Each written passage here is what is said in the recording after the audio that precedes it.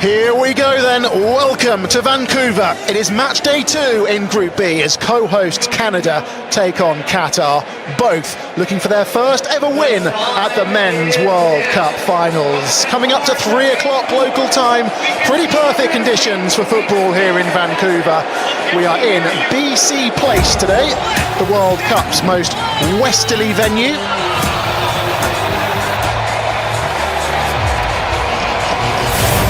We're on Canada's west coast here in British Columbia.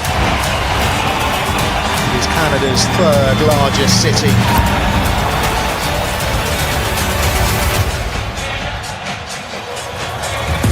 And after the co-hosts kicked off proceedings in Toronto, they will now remain in Vancouver for their final 2 group games. British Columbia, a sea of red right now. The Qataris are in town too. Well, Canada don't mind playing here, you know. They've won their last 4 matches in Vancouver, scoring 17 goals in the process and conceding just 2 in that time. This place, BC Place, the venue for the opening and closing ceremony at the 2010 Olympic Winter Games. Today, though, it has been overtaken by those in red, hoping that today is the day they'll see their side win at a Men's World Cup for the very first time.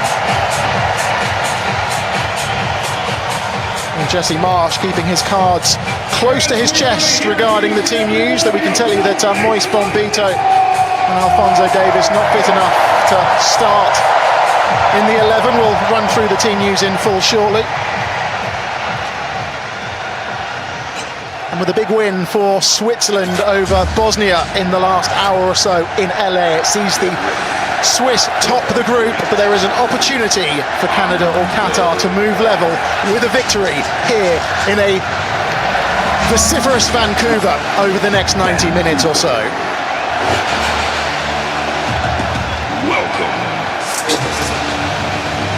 Well, not long to go now. The 2 sides in the tunnel. Alongside me, Paul Scott, for this one is Casey Stoney, the head coach of the Canadian national women's team. Casey, good afternoon to you. How big a moment is this for Canadian football? This is absolutely massive. You know, a full house in here, BC Place. A dream come true for these players to be on home soil in a World Cup. It's huge. I've seen so many kids in the stands today watching. There'll be so many globally watching, and in Canada especially. It's important, you know, Canada put on a good performance today, inspire the next generation and capture many more hearts of these Canadian fans. 10,000 supporters marching from downtown Vancouver to BC Place over the... Well, here we go then. Qatar became just the second host nation to get knocked out in the group stage. Looking for Buchanan, but that will be shepherded behind by Homam Ahmed and behind for a goal kick. Yeah, just a little bit more patience needed, I think. Houston's got time to line up the cross. It's off of Homam Ahmed and behind for the first corner of the contest. Cross. There's a man over on the ball. The first. Afif looking to try and make things happen. He skips away from Cornelius and the Canadian defender brings him down, and that's going to be a set piece to Qatar and the first booking of the contest.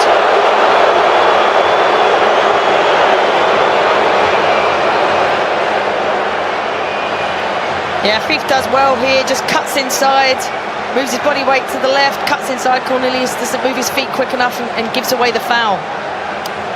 25 yards, and deflects off the wall and behind for a corner to Qatar. Another opportunity for Qatar to just keep putting the pressure on. And little triangles from Canada. Buchanan takes the tumble.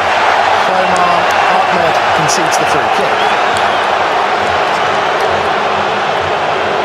And I'm surprised if that's not a yellow card, because it's definitely a shirt pull. He's pulled him back. He knows he's beaten.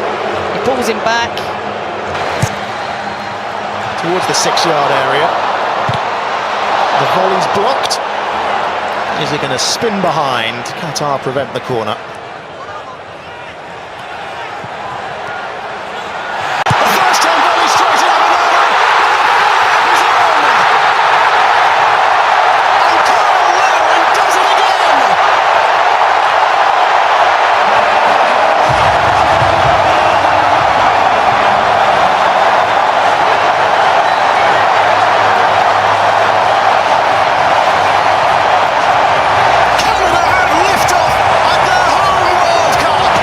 given the nod from the off in this one, and he's repaid his manager's faith, and Canada have a free kick.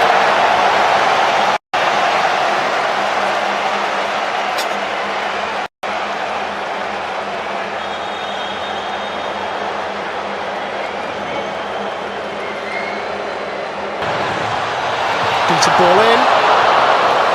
Off of Canada head and behind it goes.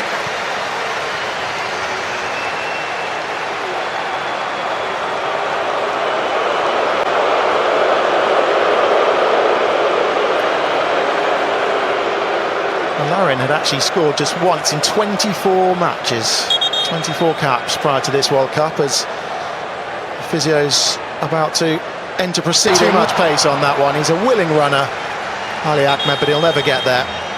And now it is time for the hydration break.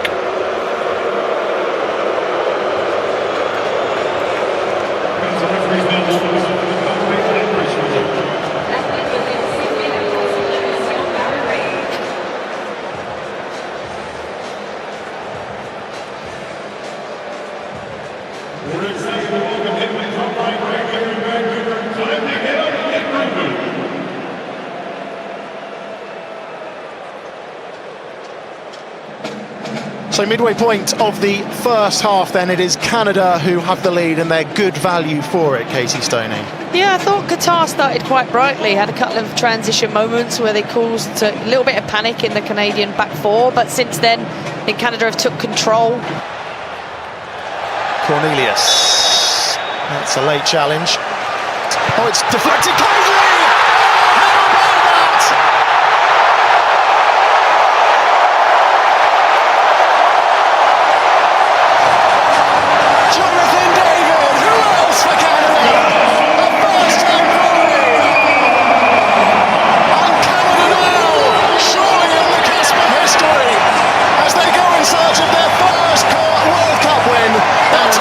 Onside and in behind, down he goes, vociferous appeals for a penalty, and the referee points to the spot.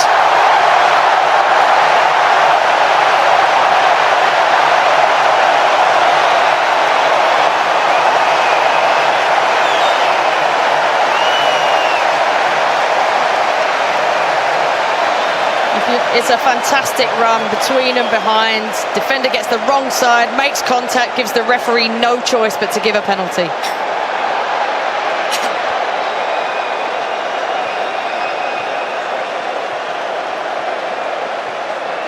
It's a yellow card as well for Homam Ahmed.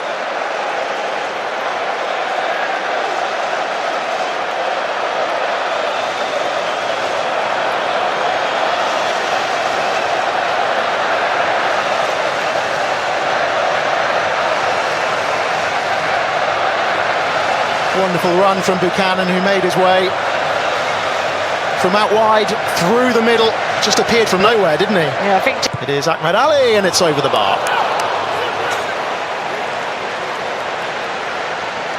He's just got too much. David waiting for it. Johnston's ball takes the deflection, and behind it goes for another corner. Yeah, and that's that little inverted position where he's just going inside the pitch and able to keep that kind of... Defugerol made contact. Cornelius is up from the back. The referee waves away those particular protests. Well, the Canada players are certain something happened in the box there. Cornelius is still down in the box. For Larin with the header. Brilliant save, but it's bundled in. And it's Jonathan David again. Oh, Canada are cooking up something special. 3-0, and it's not even half-time.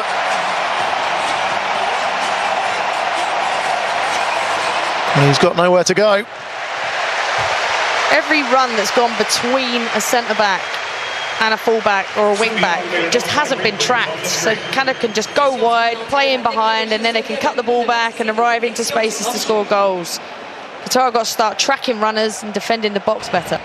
For Canada, and a welcome return for Moise Bombito, who's about to enter proceedings. Good to see him back.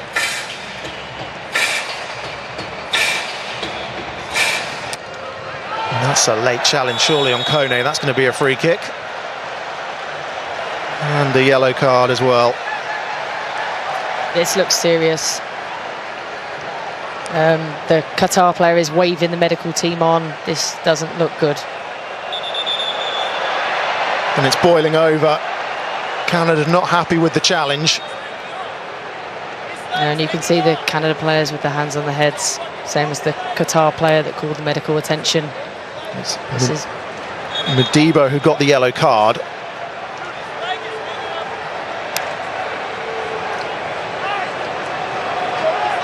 You can see the captain, Stefan Estecchio, there looking on.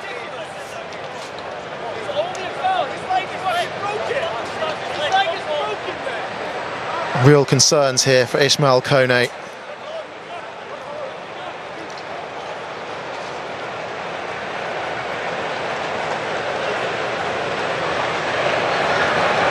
It was an instant reaction, wasn't it, from both sets of players? Yeah, it was. The nearest player definitely looked very concerned. This player with their hands on their heads. You can see that something is seriously wrong. Medical team obviously doing their work.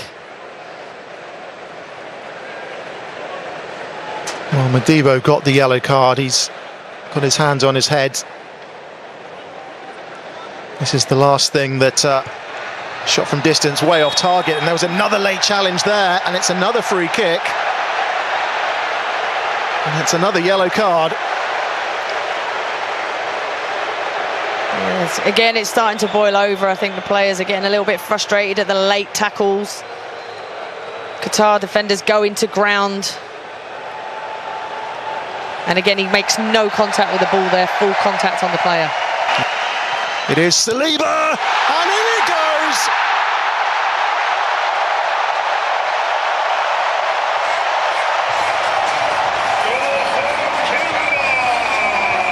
Even the substitutes are getting in on the act now.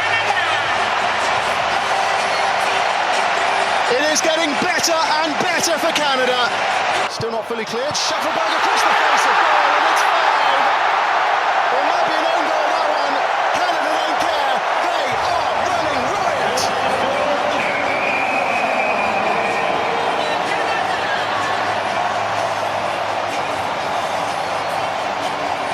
Five of the best in Vancouver. And Qatar's day's just gone from bad. Shufflebug drags that one wide, but why not? Yeah, if the space is there and no one's coming out to pressure. Ball doesn't find Larin, and Shufflebug snatches at it and sends it behind for a goal kick.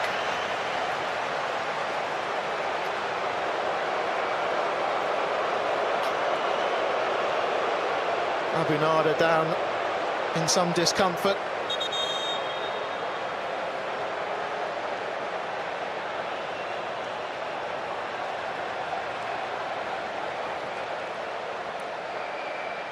A shake of the head.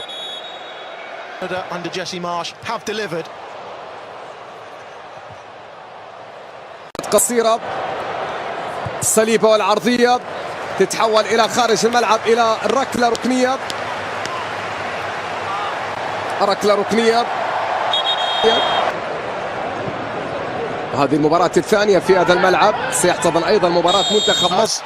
Flag stays down.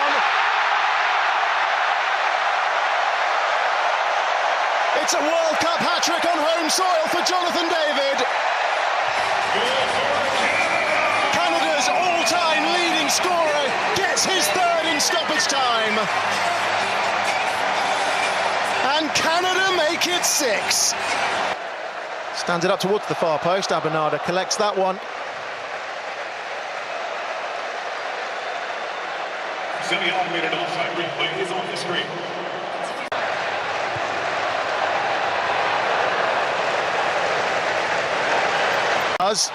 Flag stays down.